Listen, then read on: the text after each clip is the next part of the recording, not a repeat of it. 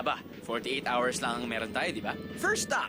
Isa sa mga iconic tourist spots ng Dumaguete na hindi dapat palampasin. Ang Silliman University. And why not? Libre ang maglibot dito. Hey, welcome sa Silliman University. Actually, ito yung pinakaunang private American University. Okay. at dito rin ako nag-aaral. Dito ka rin nag-aaral? I want my Wow! Ay, malapit ka na mag-graduate. Nice. Oh, teka, may dumadaan na kotse. Siguro Oh, hi. sasakay tayo. Ito yung Tayo, okay. Silliman Cruiser. So, I'm guessing ito yung vehicle natin to tour around the Yes. school. Okay. Alright. Alright. Let's get it on. So ako si Alex Manalo. Hi, Alex. And ako po si Jaya Cancino from the College of Mass Communications. And we are from Silliman University Corps of Campus Ambassadors. Pwede ka naman maglakad-lakad ng mag-isa lang sa campus ng Silliman, pero kung gusto mo ng grand tour, ang Campus Ambassadors na ang bahala dyan. It's the Luz Auditorium. And it was built by Henry Luz, dedicated sa wife niya na si Claire Isabel McPhil Luz.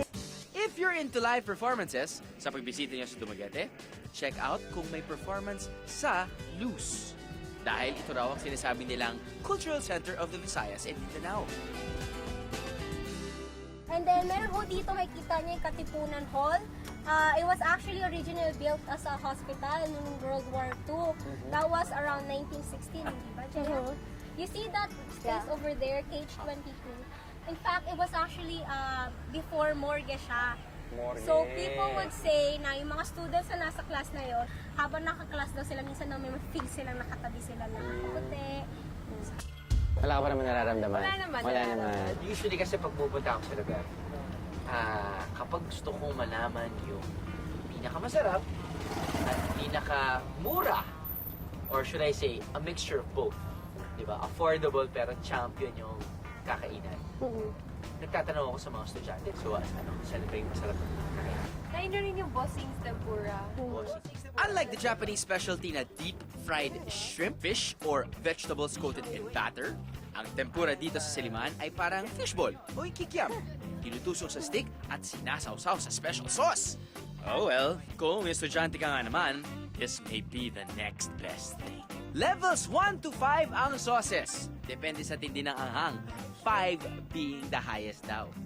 Subukan nga natin ang nilalantakan ng mga crazy students ng Silliman. Alam ko, contestant number 1. Okay. Okay pa yan. Carry pa. Carry. Level 2. 2. Kaya. Pwede. Level 3. I-cheer na natin siya sa 4. Sa 4 na. 4 na kami mag-cheer. Sa 4 lang ako. Medyo mahal na. Okay ka. Tubig. Pwede niyo pong imasmasan ng buko juice. Level 4. Ako mahilig naman ako sa manghang, so pwede pa. Konting, sip lang ng kanyang buko juice. Oh. Fight na ulit. Oh, cheer naman dyan! Cheer naman dyan! Woo! Talagang dumidikit siya, no?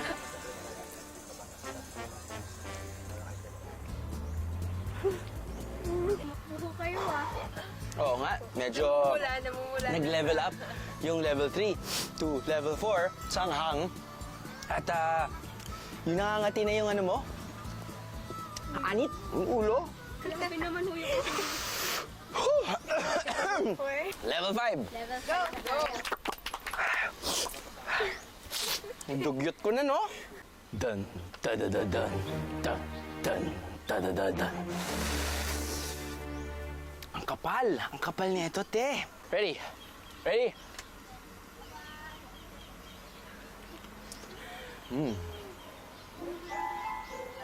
Grabbing pub. Carry lang. Woohoo! Ang harap! Go! Bakit ba kailangan tumakbo? Pawis na ako. Ayos yun. Alam mo yung, Grabe pinapamagahan niya. yung anghang na pagkakain mo, yung masakit yung throat, yun yung level 5. Grabe. Yan yung level 5. Kita mo? Yan, oh. Guys, ito mo, oh. Subukan mo. Ganyan yung level 5. Grabe. O nga pala, magkano po ba yung ano? Tempura? 4 pesos each. 4 pesos per tempura. Yeah. And then the buko juice is 10 pesos. 4 pesos per tempura, bukod sa 10 pesos. 14 pesos. All in all. Tapos meron ka ng, hindi ako makapagsalita dahil na-maintain yung sili sa aking tongue. Let's go! Woo!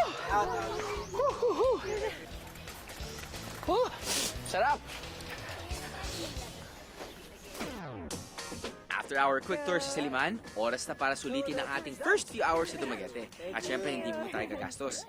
I-reserve muna natin ang pera for more adventurous things to do later.